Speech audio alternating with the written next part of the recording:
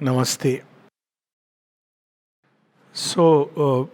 We had done the introduction for Life Divine, and we had also had two classes on summary of the first 14 and the next 14 chapters, which is book 1. And today we do it on book 2, which is in two parts. And the two parts is the knowledge and the ignorance, the spiritual evolution. So as I said, Sri Aurobindo is building the great edifice and the walls and the decor, the interiors and the furniture and the cornices and everything for the life divine. That's what the divine wants to establish upon earth. So when we read such books, we should read it with a living sense. Philosophy becomes very dry. Philosophy is an intellectual pursuit. But philosophy is best understood when it is a need of our soul to discover what are the principles of existence. What is there behind this world? Is there something or is there not? Then philosophy becomes real and living because it's a quest. And we see answers to this quest given by, in the Western context, the attempt is only mental. It's a mental exercise looking at the apparent facts of existence.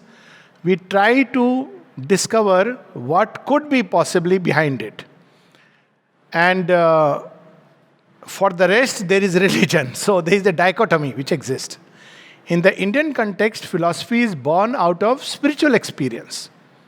So that's why if you have to talk about, say, Shankara's philosophy, it is born out of a profound experience. Again, Buddha, born out of another line of experience. So when Sri Aurobindo speaks of something beyond it, he is basing itself on some experience which he had after having gone through the nirvana and the experience of Advaita. This should be very clear. It's not a intellectual gymnastics. Sri Aurobindo writes that I can understand what Shankara said because I myself had the experience of what is known as Maya, where the entire world appears as unreal, floating on a cinema film and then it vanishes. He says, but what can I do if I went beyond, or he was taken beyond, as he puts it, and there he discovered the Purushottama with his infinite personality. So, because he has that greater experience, he can talk about it, speak about it. So, it is not philosophy the way philosophy is understood.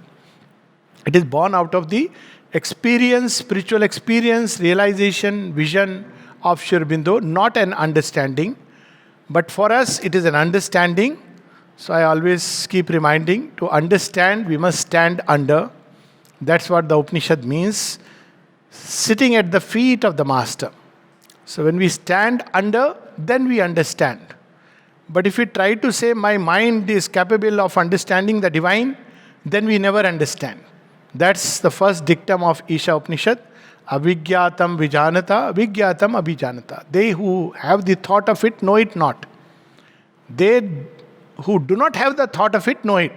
Because it cannot be known by an exercise of thought. And yet we see in the Life Divine, Sri Aurobindo takes one proposition after another, one proposition after another. All the traditional experiences which have turned into systems of philosophy. And he goes beyond. That's why when people try to say which system of philosophy is Sri Aurobindo, well, all that we can say is it doesn't fit into them. It includes all of them and goes beyond, synthesizing them together in something greater and higher. This is important because when people say, what about Vedanta? Well, it's not only Vedanta, it's also the highest experience of Tantra which is embodied in it. Also Sankhya.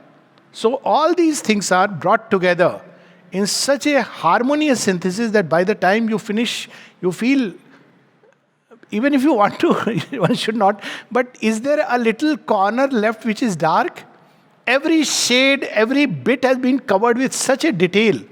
And all that one can think of when you read The Life Divine, a book like The Life Divine. And right now I'm resisting the temptation to compare what Savitri is.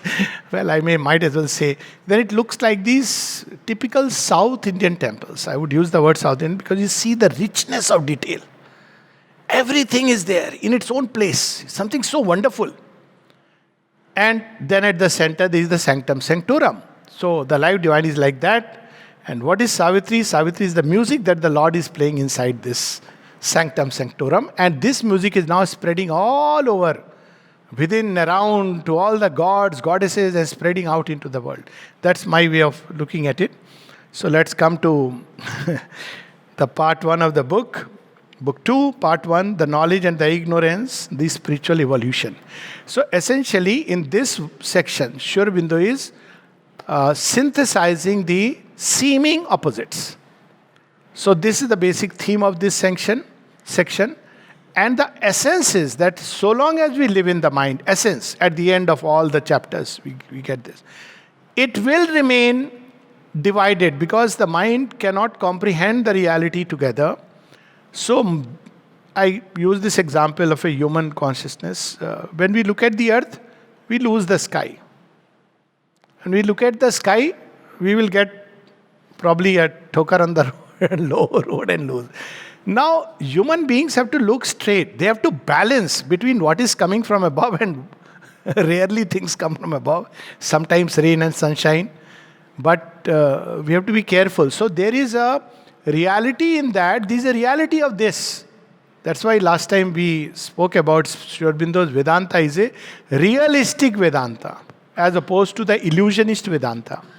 Now then comes why illusionist Vedanta came into existence, because when the mind withdrew from the surface consciousness and entered into a state of deep samadhi, not the waking samadhi which Sri Aurobindo speaks about, so it discovered the all beautiful, the all blissful, the all glory, the all wonderful, the all knowledge, the omniscience, the omnipotent, the omnipresence.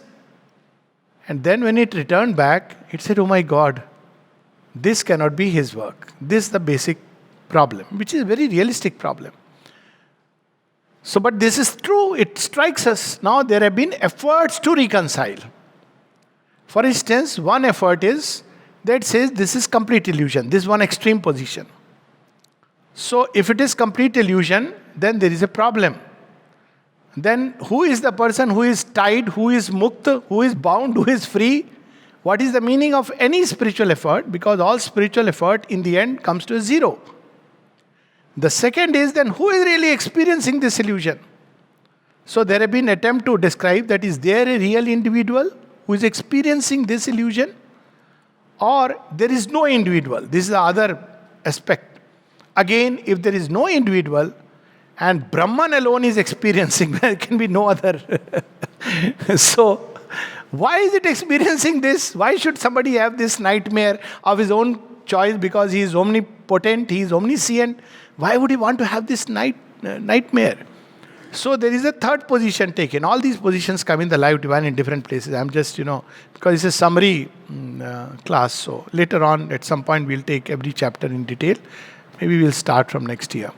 So then when you take this other position, that there is a temporal reality, is a qualified monism as it's called, Vishishtadvaita. There is a temporal reality of the individual.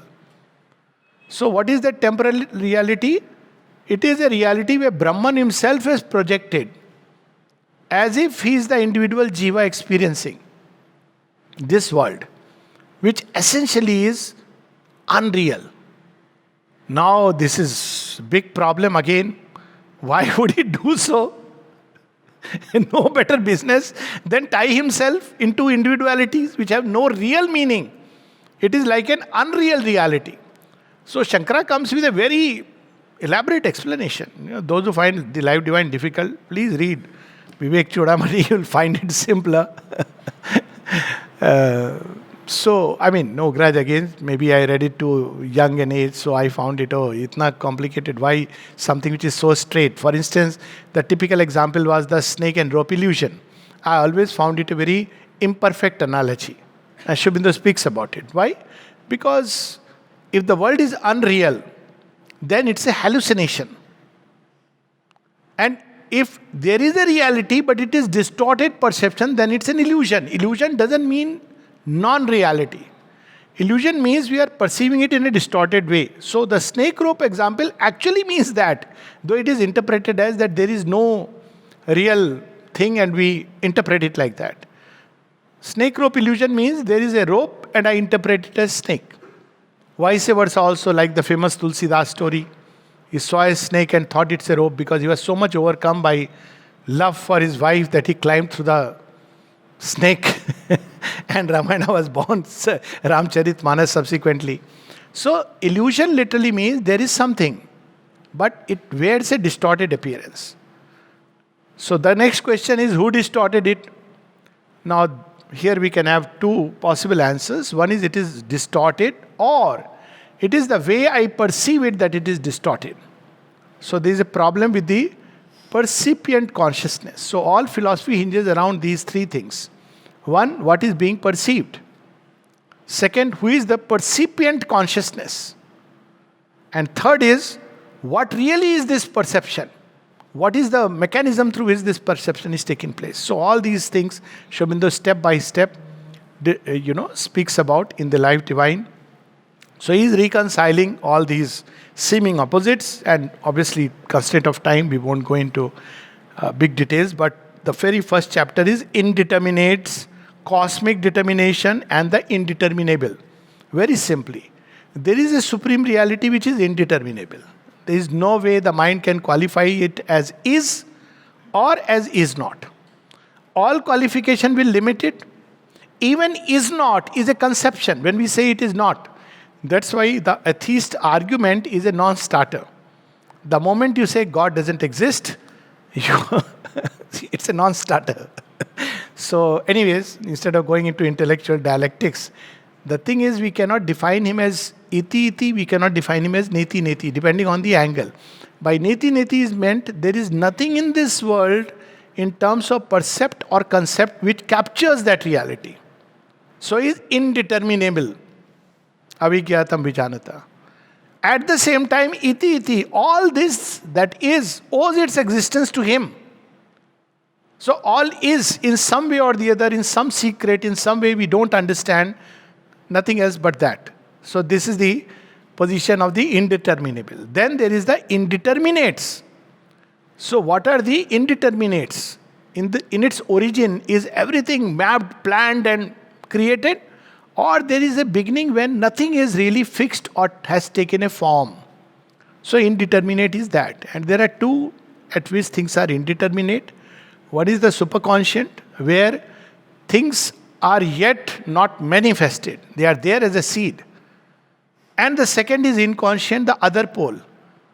And that explains why a lot of things later on Sri Aurobindo explains in the last chapter of this particular part about how evil comes into existence, why it comes. So this is the other indeterminate. You have put a seed.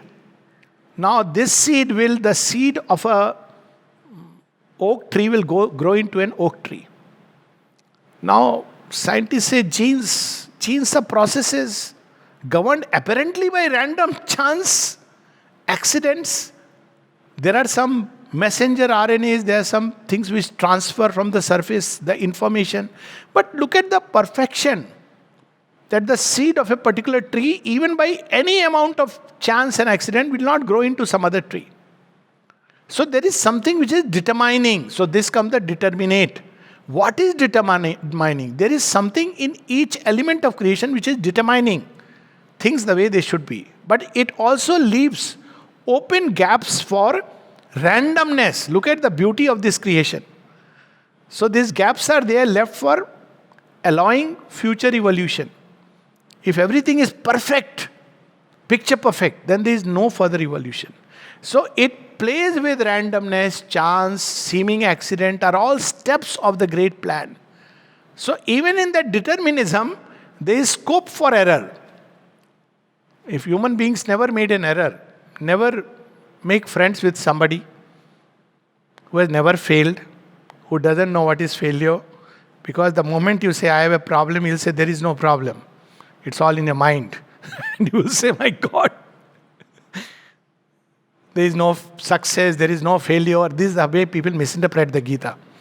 There is no death, all this is all created by your mind. The philosophy is like that. But when somebody has faced failure, fall, suffering, he is the person who is ready to lead, because he is the right person. He understands it. So in this determination, there is gap. Even what is provided is for the evolutionary possibility. So what is the determinate? Is the real idea, the perfect consciousness and intelligence which is buried inside. It is determining the steps of the whole journey. Then, so there is the reconciliation of these two, indeterminate and cosmic determinates, but keeping in view that the divine, the supreme is indeterminable, the ultimate reality. These things Sri Aurobindo reconciles. Brahman, Purusha, Ishvara, Maya, Prakriti, Shakti. Again, the reconciliation, because generally we hear about Brahman and Maya and everything. Ultimately, there was a friend of mine who would keep saying, Sab Maya hai, Sab Maya hai. So there is a joke about it.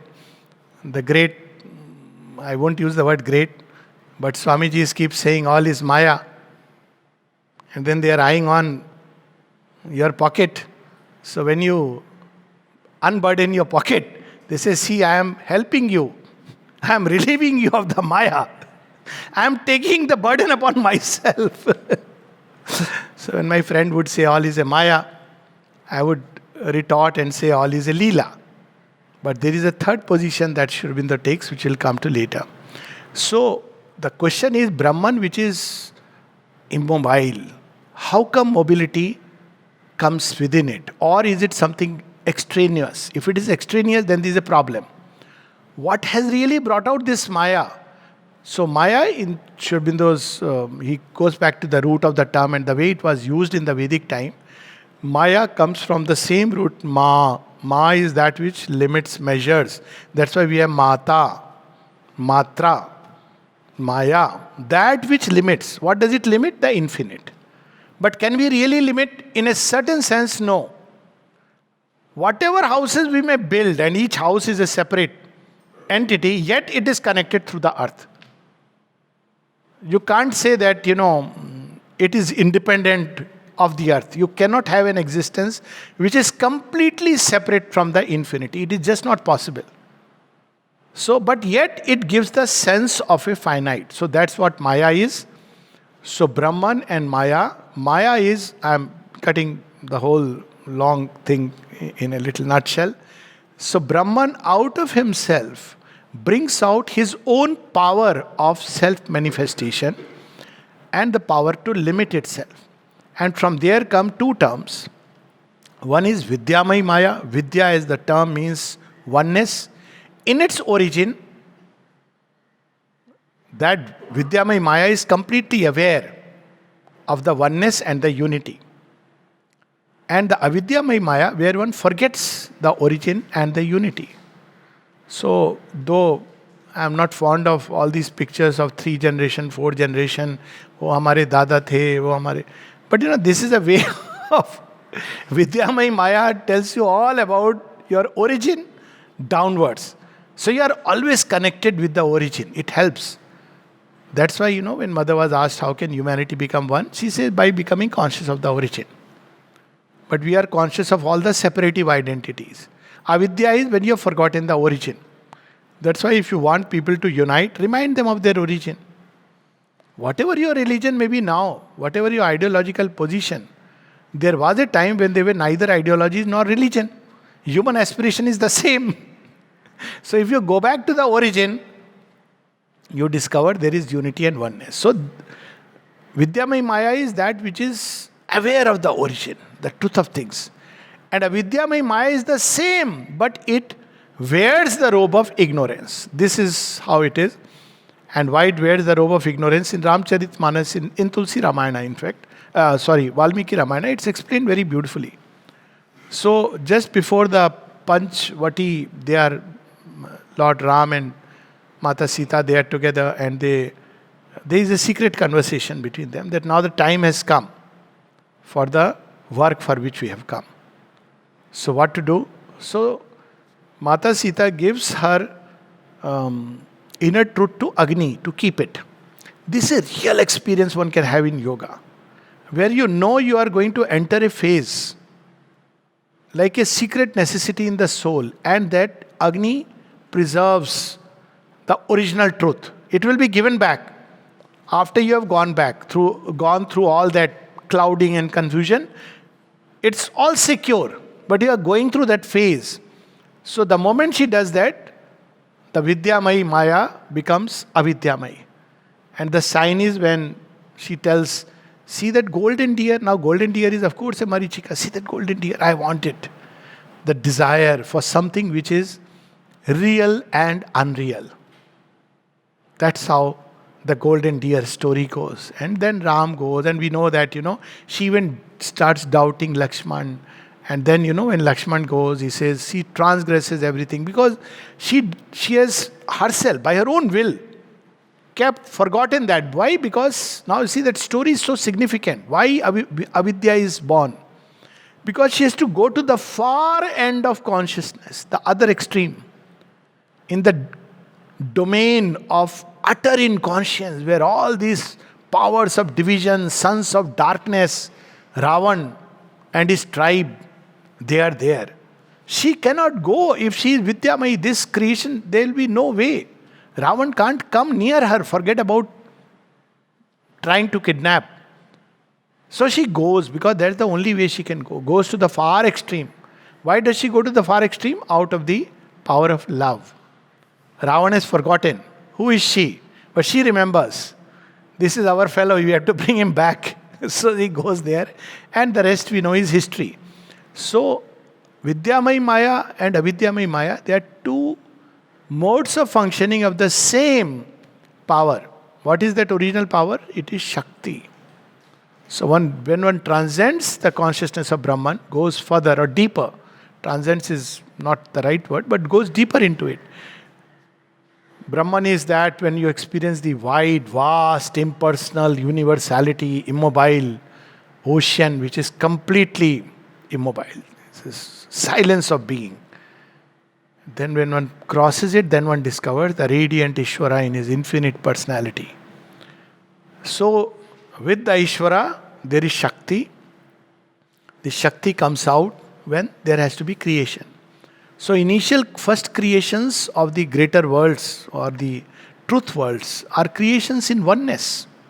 The supramental world, the Chit Lok, Tapas, Tapolok, Anand Lok, there is no problem, no fall. But then at some point there is the grand experiment, because you cannot have the sense of real multiplicity itself must become real. Eko ham bahushyam. Otherwise it's like imagine a play where everybody knows everything. The result, everything is fixed match. Nobody likes to watch a fixed match, If you know that match is fixed, forget it. There is no delight in it. So for experiencing the delight of multiplicity, the rapture of the adventure, even of stumble, fall and recovery, all this, for this, it takes that extreme step where it enters into self-oblivion. So that's where we have Maya, Prakriti, Shakti. So Prakriti, it becomes Prakriti, which is complete material nature, working in ignorance. And the Ishvara is of course the transcendent, Brahman is the universal, and Purusha is the individual soul. So we have these three terms. Then comes the problem of eternal and the individual. So is there a reality to the individual or not? When we read that suddenly you wake up and you realize that all this is illusion. So what happened to that individuality, that fellow? It's an ego individuality. So then who really got the release? This is a problem. The ego individuality was unreal. So if it was really unreal construct of nature, Shankara says that within that domain you have to operate through reason. That's the operating system given to you. That's how Shankara explains this. But when you wake up, you discover that all this. So he allows a practical reality to this universe. That's how actually. But then actually it's a pragmatic reality. Like we can't operate by believing that the earth is moving round. We'll go dizzy. Or operate by the idea that sun is static and, it'll be... pragmatically we need to know that sun rises and sets. So there is a pragmatic reality but no eventual reality. So individual is a pragmatic reality constructed by Brahman to experience. The question comes back to the same thing. Why would it do that? Why would it subject itself to ignorance if there is no truth of individuality at all? And that's where Sri Aurobindo brings in. He brings in that element of Sankhya, and here he is completely one with the Gita about the multiplicity of the souls. So the divine, call whatever name, He experiences himself, if you want to put it, through at three levels of being. One is transcendent, where he is free from all. There has to be a status like that. He is bound by nothing, not even bound by nothingness. See, that is the beauty. So he can create. If he was bound by nothing, it's like some people say, I am a free person. So you can act. This is a paradox. No, I can't because I am not bound. So if you are not bound, you can act. That's the argument. If you are really not bound, you can act. So he is bound by nothing, and he is not even bound by his idea of experience of nothingness. He is free, but he is free for anything, including creating and becoming just the opposite. Like that's the ultimate freedom which he experiences and enjoys. And then there is the cosmic level. Create this cosmos, this wonderful temple. And then in the individual. So individuality in Sri Aurobindo's yoga is important, and this fills the hiatus that we feel when we read Buddhist and the Shankara's typical understanding. That if that is so, if there is nothing else but that, if I am just that, it is true, by the way, but that is only one truth. Then who was this I which was experiencing? Does he have a reality? Sri Aurobindo says yes. The eternal has become the individual also, without losing his eternal status. So, and we can have several examples of that, and it will explain everything about how Shakti becomes Maya, how ignorance comes. So there is the other part, knowledge and ignorance. So I often use this example. A person is sitting, apparently doing nothing. And you ask him, what are you doing, sir? Nothing. What do you intend to do? Nothing. Then after this fellow passes away, suddenly he is seized with an urge from inside to write a book. Now he starts writing. And after some time the person says that, now the idea has started. Sir, what are you doing? I am not doing anything, but I am going to do something.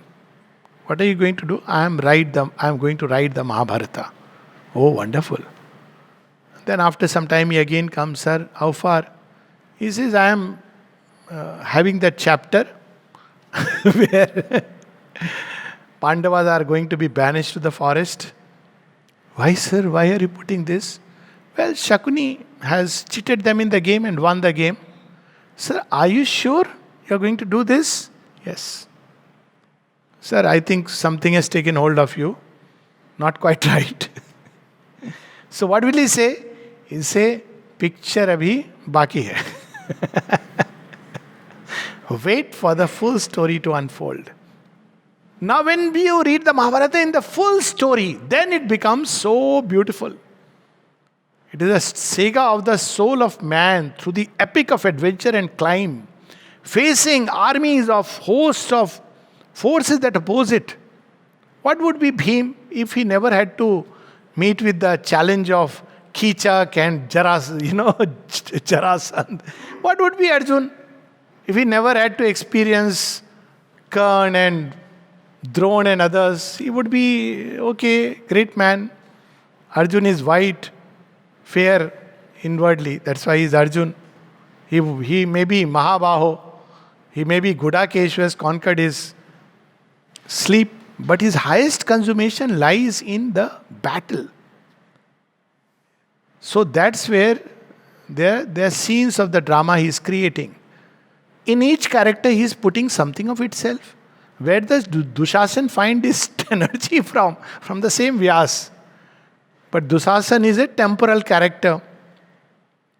He will come and go.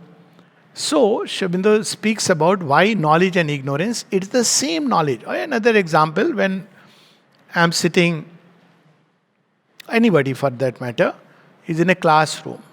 Papa in the classroom. So he's teaching something. Suddenly his child comes and says, Dad, I want something. Now, the teacher is all absorbed. For a moment, he has completely forgotten that he is a father. Today is Men's Day, so I'm using fathers. Otherwise, I would prefer mothers.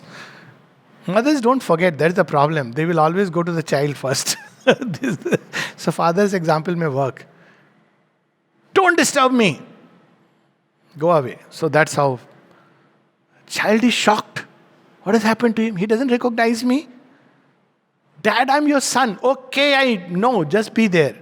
And if he becomes little more, then dad also raises his temper and tone. And he has to go run to the mother and say, Ma takes care because mother is Mother Jagat Janani. So anyways, now what happens when the man is teaching, he has completely at that time become self-oblivious of his role as a father. He must do that. If he doesn't do that, there will be chaos. But when he comes from the class, he sees 5 missed calls from his wife and a message. Why did you scold the boy like this? And then he buys a nice gift and goes home, says, I'm sorry, beta. Now he has forgotten that part. So what is ignorance? Is the same thing, knowledge, which acts within limits. That's all is ignorance. And it has its role. Look at it that, when a finger is injured, only that much of white blood count should be activated, those things which are necessary for that little cut.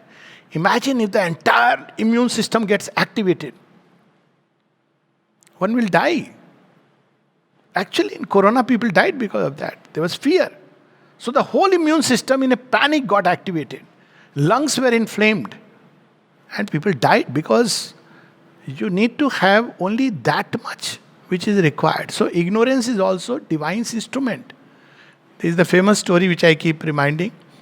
When a group of people had come who wanted to ask about Sri Aurobindo's yoga and philosophy. So in ashram there was Ambu Bhai, who was a hearty yogi. You will see his picture on Dada's Pranab Das book.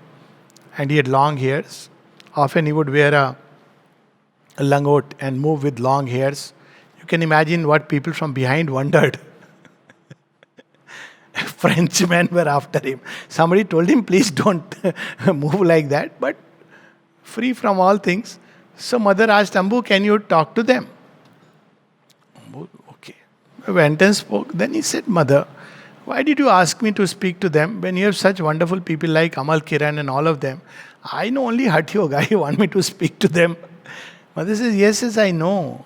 And I know that their need was only this much.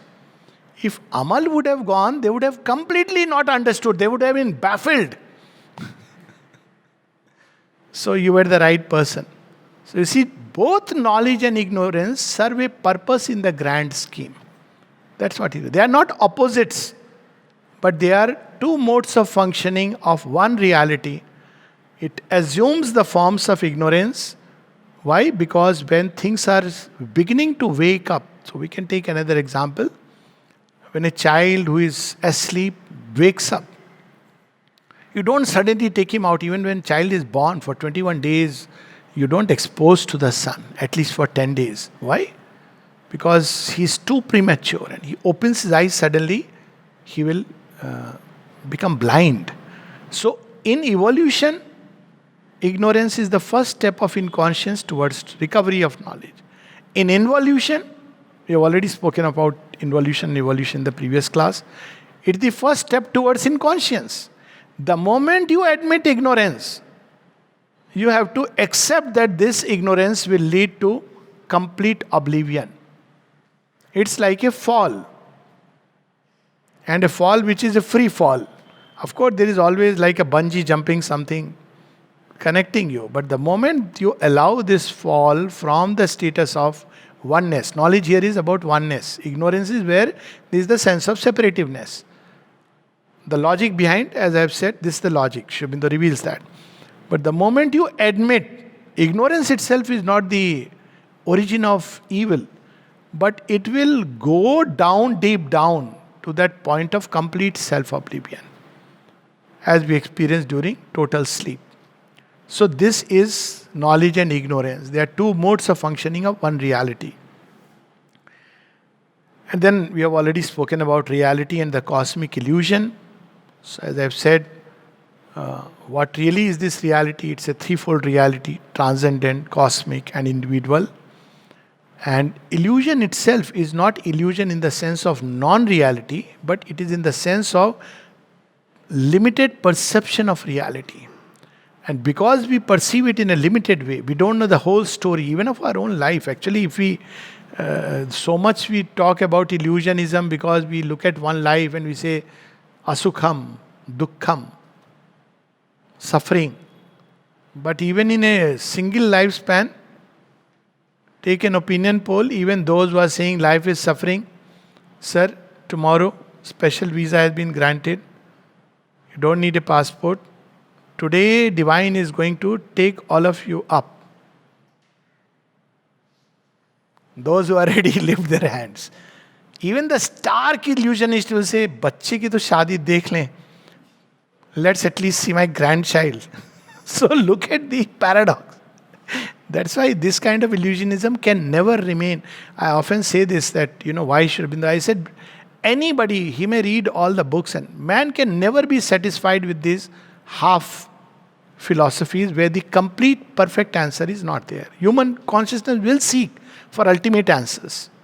Nowhere you can find except Sri Aurobindo. This being realistic, not simply exaggerating, but this is a fact. If you read the other philosophies and compare, you'll see Sri Aurobindo is not denying any. He's taking up all of them and he's integrating. So ignorance is partial limited knowledge. It's not absence of knowledge. But a partial limited knowledge can lead eventually to a complete oblivion. When you are struggling with partial knowledge, where you don't know why things are, who am I, at some point when people don't know this, as a psychological experience of many people, at some point they say, Bulla ki jana mein kaun? I don't know who I am. And that can lead to two states. One is the real search for truth, as it happened in Bulle Shah, or it can lead to I am nobody, nothing, and it leads to, because ignorance at least provides you with a balustrade, a support. Man is very proud of his ignorance, but it holds him. If suddenly you say that this is nothing, all these systems and all constructs like Zen philosophies, you may plunge into unconscious, not realizing. Because, well, it is a support, but it's a support provided to ascend. But equally, if that support is pulled, it's a temporary support. If it's pulled away prematurely, look what happens, when people fly in the... now it's common thing. But first time, I remember seeing as a child a plane standing on airport, and I was so surprised. It is so big, it looks so small. And then a question struck my child mind. How does it fly? Why doesn't it fall? So, how can it fly? There is no support. It seems to us a limited thing, but there is a support, and there is the Bernoulli's principle, all that you learn much later. But at that point of time, why is the plane, not falling? So, this ignorance is something you hold on to. If that something is taken away, it collapses into nescience. That's why the divine prematurely doesn't disturb. That's why the Gita gives the great dictum, those who are the knowers of Brahman, do not disturb those who are not the knowers. If somebody is ambitious, having desires, we don't go and say, Arey, this is, get rid of desire, get rid of ambition. The fellow will go crazy. He will just do nothing, just sit and waste away his life. So ignorance is given as a step for the nescience to return towards superconscient. But this would be meaningless if the fall was only to experience the fall. So here Sri Aurobindo says very clearly, and of course beautiful chapters on memory, self-consciousness and the ignorance, memory, ego and self-experience. It's very interesting, very interesting from psychological point. What really is memory? How do I take it like a continuity of myself? How is it that I look at a picture and I say, this was me? No, this was not me. This is me. That is, what is it that connects me to my past? And with that, we can extend is there a connection to my future becoming? Can I regain complete self-consciousness? Sri Aurobindo says, yes, you can regain. So what we are doing on the earthly plane, we are enacting a story which is written. So what difference does it make? The difference of the individual is, when we know the story, we know the steps we must take. We are not running away from that. And therefore, we are making the journey beautiful. And when we don't know, it's like somebody wants to come to Pondicherry. So, रास्ते में friends are friends. And all kinds of friends. Depending on which side you are coming. Supposing you are coming from Calcutta. थोड़ा हैदराबाद का tour कर लेते हैं. Okay. So get down. Your original destiny is to come here. You had taken the right start. Jump start. But you landed up in Hyderabad, Salarjung Museum, lovely lake, all this. अब चले, अब now you know it's too tiring. Some other time we'll go to Pondicherry, let's get back. But you see, this original plan will keep on pushing. That is the beauty. In inconscience is hidden the superconscious, which will keep pushing. You can delay, but you cannot stop, because that is the original determinate, which is determining. That's the real idea inside. So the plain time takes this form. Shubindu goes even further. He says even those deviations, errors, they are part of the plan. And let me explain this way. Shubindu speaks about, before we come to that last step, the boundaries of ignorance and ways of knowing. So he says that true knowledge is knowledge by identity. Meaning thereby, if somebody asked me, do you exist? I'll say, please come to my clinic, I'll see you tomorrow.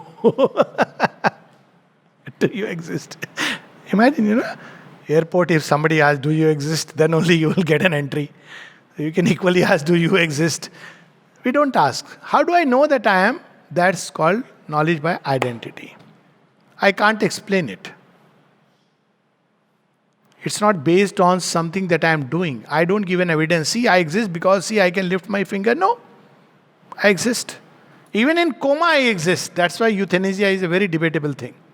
Should be very careful about, you are thinking of the suffering of the physical being and not about what is going on deep inside. I exist. Why I exist, how I exist, these may be, but I exist. It's because I know it. Then there is a knowledge which comes by separation and partial identification. And typical example of that is, don't cross this line, I'll get angry. Now you see, this is still separative knowledge. You know that you are going to identify with anger. And the third step is, I am angry. Now what has happened? This I which exists has become anger.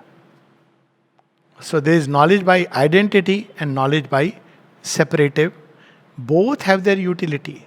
Separative knowledge allows us to detach from things and observe things as they are. That's what is called as objective knowledge. But the problem there is that it's easy to become objective with regard to vital movements. Very difficult to become objective with regard to thought. But it helps. But at the same time, when it comes to the divine, look at its double movement. If separative knowledge was not there, we would remain identified forever with the stone. They are identified. But because we have this possibility of separative knowledge, we can separate from the object and look at it. But the divine, ultimate knowledge of anything comes by identity. So, how can the divine be known? Not just as an object. We can begin from there. Divine is there, divine is in this place, that place, yes, this guna, that guna, or nirgun, or nirguna guni, depending, or anand guna, whatever we want to. But in the end, when we identify, then only we can know. Because that is the way we can know a thing in totality, from inside out. Knowing from inside out is only possible when we unite. And then Shubindu says something very beautiful. You can identify with the transcendent and with the cosmos and the individual. That's how the divine works from within outward. That's why we don't understand many times why we had to go through what we went through. But because deep inside he knows what is my need, you have to go through that. So boundaries of ignorance are that there is this boundary built around our surface personality and our sense reactions. These are our limits. So what I can see is true, real. What I do not see is not real. So unless we go to New York, not a good example, let me give a good example. Unless we go to the beautiful northeastern hills, they are not real. Go and see how much beauty is there. Unless I have actually climbed the hilltop temple of Sankaracharya in Kashmir, it's not real. That's an absurd argument. So we'll say by consensus, because a lot of people are saying so. Still, to become real to us, real comes from that which can be realized. Real has to be realized. So it has to be realized. So our boundary is surface personality. I am Mr. So and so. Some people are so fussy, you pronounce their names wrongly. So I have found a standard technique. People call me all kinds of things. ALOKE before my spelling. Everybody from Bengal writes like that. I said, okay, fine. Some people call Allok. That is also okay. Alok, AAALOK. So I have started saying, dekho, very simple. All, okay, you remember? Yes. So Alok is all, okay. So it doesn't matter how you call. Whichever way you call, does it make a difference to my identity? Well, to my identity it doesn't make a difference, but name and form has its own place. That's how we have to understand it. But eventually the identity. So names and forms are ways to manifest this secret truth inside. That's why when people went to masters, they gave them a new name. To some they gave, to some they didn't give. Champak Lalji never received a new name. Why? Because Champak's psychological perfection, he doesn't need a new name. So this is how he described our boundaries are limited to the surface personality. I am Mr. So-and-so. Often this little limerick, I would say in some of these scientific forums, my name is Benjamin Jovit. I am a graduate from Balliol College. All that is knowledge, I know it. And what I do not know is not knowledge. So, the limits of my knowledge are the limits of knowledge itself. This is ignorance. Boundaries of ignorance. So he says that behind this surface personality, there is a subliminal being which can open to the universal and all knowledge it can access, a lot of knowledge. Then there is the subconscious about which we do not know. That's why we are surprised by impulses. Superconscious about which we are not even aware. And then this triple layer of reality. So there is sevenfold ignorance and sevenfold knowledge which comes in the next part, which surrounds us. We must break through it. Otherwise, we'll never know how life is operating. No book can teach us unless we break through this. So, the boundaries of ignorance, and finally comes the grand chapter. So, as I said, ignorance is born out of exclusive concentration. The same thing which is the cause of ignorance is the same thing which helps us to get back to knowledge. When I concentrate exclusively on a flower, I become the flower. And I forget who I am. When I concentrate exclusively on who I am in my utmost reality by an idea, taking help from an idea. Here it's an image. Same way, taking help from an image. Or an idea. Shurabindo Name Anando. Jogi Rajo Namo Namo. Then through that I pierce that veil and become one with that. When we become one with that, we become one with all the aspects of creation upheld by the divine. So this he repeatedly says, the eternal does not annul the individual. He fulfills the individual. Then I understand not only my meaning in this world, but everybody's purpose in the world.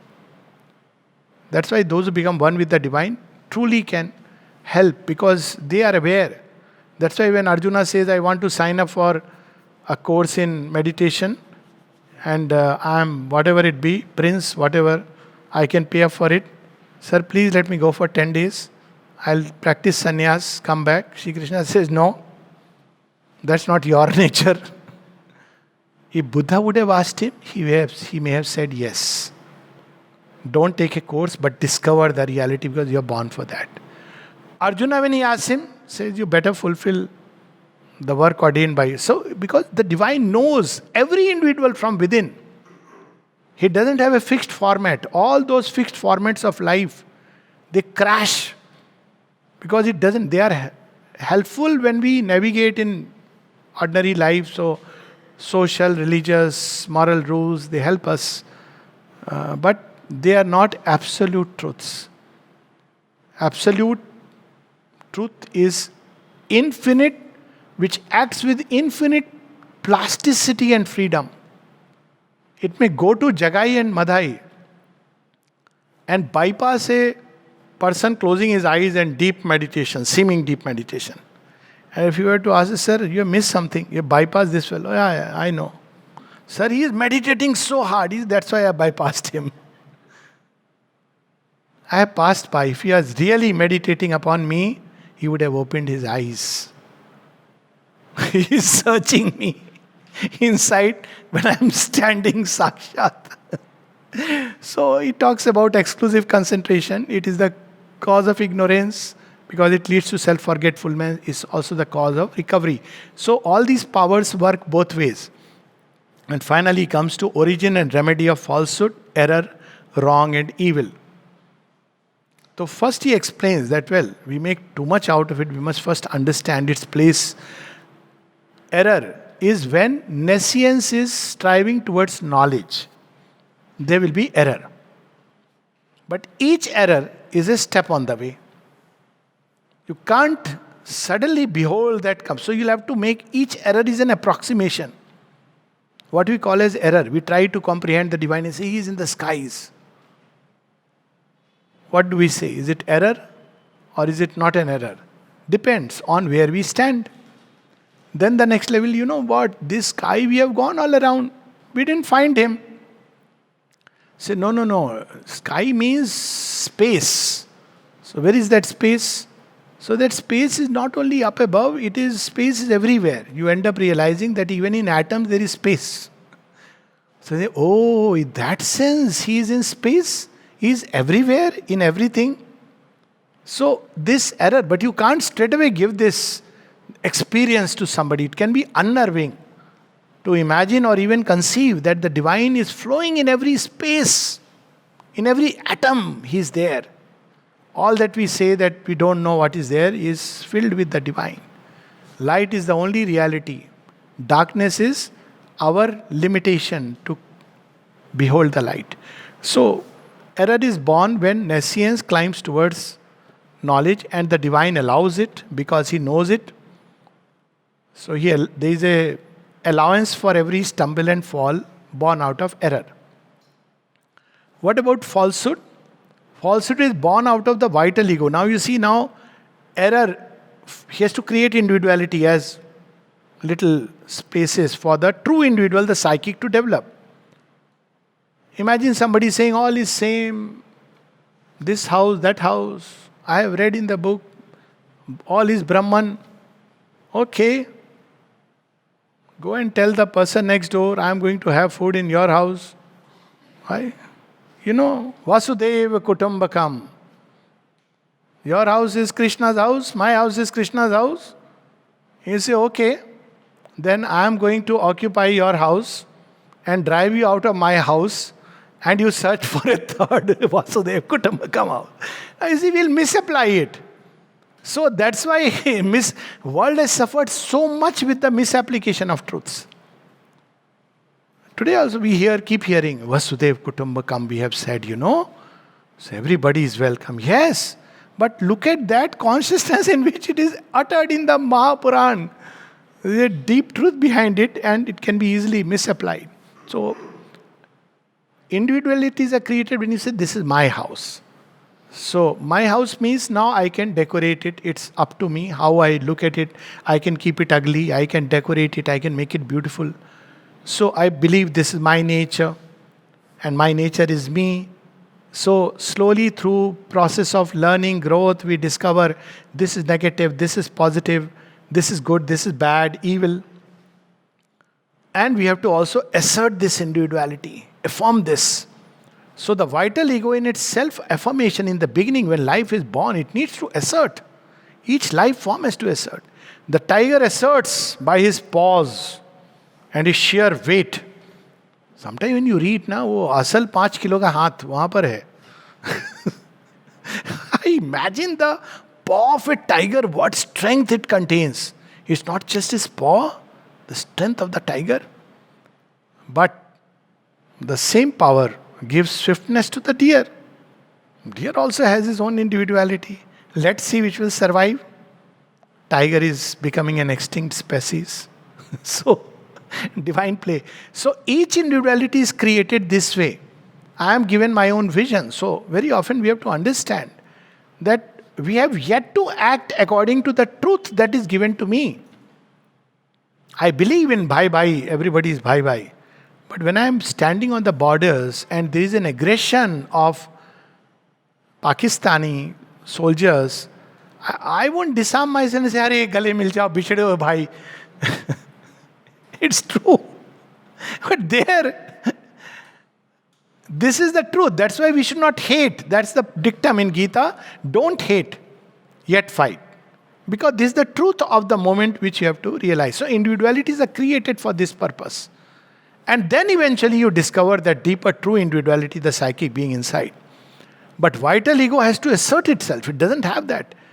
So when two beings clash, two forces clash, two forms clash, they have to clash with that full idea, I am separate and distinct. And this is necessary part of the play of nature. It's important. That's how individualities are shaped. When there is a challenge by the society around, that's how from the social, the individualistic stage starts, by challenging all the assumptions. That's why divine allows even negation of all the affirmations. This is bacha grow kar raha hai. So all this has its place to create the individuality. But when this individuality takes the form of the vital ego, it becomes falsehood. So when India or a country defends itself, it is true because every nation must defend. But if India starts expanding, then it is false. Nations also act like that. Germany tried to find its soul, found its vital ego. That's how Sri Aurobindo describes in the human cycle. So falsehood is born out of the vital ego, which must assert itself, yet it asserts falsely. So there is a wrong movement. So where does evil come in? Evil now comes with the mind. So there is error, there is falsehood, and there is utter evil. It's born out of any which way. Now you see, it has become an extreme. The wrong movement and the ego has taken that extreme turn, which is any which way I must assert not only myself to defend, but to swallow the whole earth. And why? Because deep within there is oneness. So that's how it takes this turn of becoming evil. So Sri Aurobindo says they exist on other planes also. We are not the only fellows. So there are Daityas of the vital plane and the Devas of the vital plane, good and evil. So their birth is not here, but they influence human consciousness. And so human beings can open to the evil that is there in the cosmos, or they can open to the good. Now why all this drama is taking place, this battle? So that the soul can eventually wake up and choose. So first it chooses between good and evil. First stage of its growth.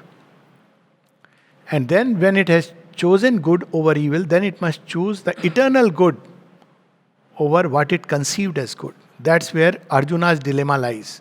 He's a good guy, good man, good human being. He doesn't want to kill his cousins also. Where will you find such a person? Here people compare Arjuna with Karna. I don't understand where is the comparison. Here is a man wanting to be with Duryodhana for all his evil doings, knowing fully that he is an ambitious guy. And here this person is saying, I will forgive them. Krishna, don't you think I am doing something wrong? He is a person who has reached that point of good. But now he must strive towards eternal good, which is the fulfillment of divine will in creation. So this choice helps us to prepare for that. That's why the sense of sin and goodness is given to man. And how this works is very interesting. Because deep within the true individual is the psychic being. And the psychic being in man, instinctively, divine has put his, chor darwaje se, his own fellow inside. Psychic being instinctively seeks for truth and beauty and good. It is the operating system. Wherever there is evil, it will avoid that. Wherever there is untruth, it is this which feels, I feel comfortable doing this or saying this. Wherever there is beauty, it tends towards that. Beautiful act, beautiful gesture, beautiful thought, beautiful feelings are attributes of the psychic. Later on, it says, oh, this truth that I was seeking comes from the one who is truth and harmony and delight. This good that I was seeking can only be fulfilled by, not by any mental sattvic conception, but by the eternal good. And this beauty derives itself from the all beautiful. So that's why we see that these different steps of the journey, from one step to the other and to the other. So this entire thing, the origin and remedy of falsehood, error, wrong and evil. So what is the remedy? Very clear. They are born of a separative consciousness. If we live by the separative consciousness, we will keep on, whatever we may say. हम सब भाई भाई हैं. If not deception, we will limit it to brotherhood. Universal brotherhood becomes brotherhood of Islam. That too then becomes this sect versus that sect. See, this is what happens. Brotherhood. We all believe in brotherhood. But we cannot create brotherhood till we are. In fact, brotherhood is the real key, not unity and equality. Brotherhood admits multiplicity of souls. And brotherhood is only possible when we lose the separative consciousness yet keep the psychic individuality. There is no other way you can create brotherhood. That's why Sri Aurobindo repeatedly says, fraternity is the key. But you can't have it just by saying, bhai, bhai, bahut acha lagta hai. Are, you are like my brother. Imagine the brother says, अच्छा, ठीक है, आपका ये सामान भी दे दो. But if you really have that sense of brotherhood, you will know the true need and you will give it away. But otherwise, invariably, and separative consciousness will keep on exposing us to error, evil, and falsehood. So the remedy lies in regaining this Unitarian consciousness, unified consciousness, but without losing the individual. Because if we lose the individual, true individual, then we annul the purpose, negate the purpose of the divine in the world. So then we have taken so many steps. People who are escapists who reach that point and say, I want to withdraw, they are like that Saap Sidi wala game. 99, you have that fellow waiting for you. And you're waiting, I should cross over. You have come this far. It's okay. Play the game. Enjoy the game. In this game, there is no victory or defeat because each is on his own journey. Everybody is throwing their own dice. Play it. So, I don't know whether anybody has played Ludo. Not Ludo, but Snakes and Ladders solo. It's a delightful game if you play solo. There's no competitor. Then you don't, then you are going through the ups, downs. Finally, you crash the barrier. So you see this, you have nature, just imagine creator, he has gone all the way to nescience, recovered. Now individual who is seeking for the divine, now it's just round the corner. We have to recover the true individual and on this basis, recover our universality and the transcendence in that utter freedom, full consciousness, full knowledge, not only within self-knowledge but world knowledge, world existence, the rhythms of life, creation. Based on that truth, we have to act, and that is what we see, the great teaching of the Gita, how Sri Aurobindo beautifully brings out. But Sri Aurobindo takes up another aspect which will be in the next part. The Gita does not elaborate, but the teaching is all implicit. Sri Aurobindo has brought it out. To what extent? The Gita uses sometimes term like Maya, but what does Sri Krishna say? Maya. You cannot slay Maya. Sri Aurobindo in one of his passages says, you cannot slay Maya. You can slay Moha. Moha is the cause of falsehood. So, error is limitation. Attachment to limitation is falsehood. Because now you don't want to get rid of it. And then comes ultimately on the crowning moment of the mental ego, which not only is attached to this limitation, asserts its own individual life within those limitations against all life. That becomes the origin of evil. But nature doesn't allow it. There is a recoil against every Genghis Khan. You don't have to worry about that. There is a inbuilt mechanism because this world belongs to the divine. Whatever we may say, think, believe, doesn't matter. There is a divine reality which has brought out this world. At the end, It's not an illusion created just for nothing. It's not even a Leela for the sake of enjoyment. Yes, there is delight in it. It's the manifestation of the divine. This world is a manifestation of the divine. And because it's a manifestation of the divine, it is destined to become divine. So what is it that we have to do? Do we have a role to play? Yes, we have a role to play. We must reclaim our lost parts, subliminal, superconscient, subconscient, so that we become one with that knowledge, true knowledge. Life in ignorance is going to lead to error, falsehood. We must discover the true basis of unity, not chai samosa party and say, we are one. Not that. True basis of unity, which is in the psychic being, and not be content only with that, but universalize and transcendence. And then we have to complete the spiritual evolution, which is the one true way, the radical way of actually creating this world a beautiful place. That will come in the next part, which we will talk about next time. Thank you.